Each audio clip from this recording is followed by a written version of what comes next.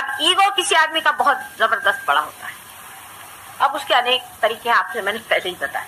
Ego की बीमारी ऐसी होती है कि वो बीमारी पता ही नहीं चलती। अगर आपका तमोगुण ज्यादा हो, सुपर ईगो ज्यादा हो, तो आदमी के बदन में, उसका बदन टूटेगा, वो कहेगा माँ मुझे यहाँ दुखता है, मेरे पैर पकड़ गए, मैं जकड़ गया हूँ, पता नहीं कोई तो भी मेरे गर्दन में बैठ गया है, उसको पता चलता है। पर ईगो तो अपने ही को अपने ऊपर बिठाया होता है, तो वो तो घोड़े पे चलता है। वो तो उसके पास आप जाइए तो मेरे को लेक्चर देना शुरू करता है। मैंने कहा अच्छा भैया, अभी गई थी मैं कोई मिनिस्टरों के पास में, उन्होंने मेरे को लेक्चर देना शुरू कर दिया।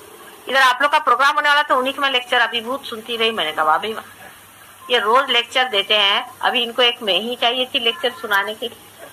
अच्छा भाई सुना लो, तुम्हारा भी मन हो जाए, इधर तुम लोग बैठे रह गए, मैं वहां बैठे रह। ऐसा चलता है।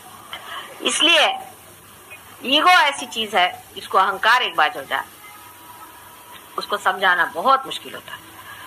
सूक्ष्म अहंकार भी बहुत होते हैं। जैसे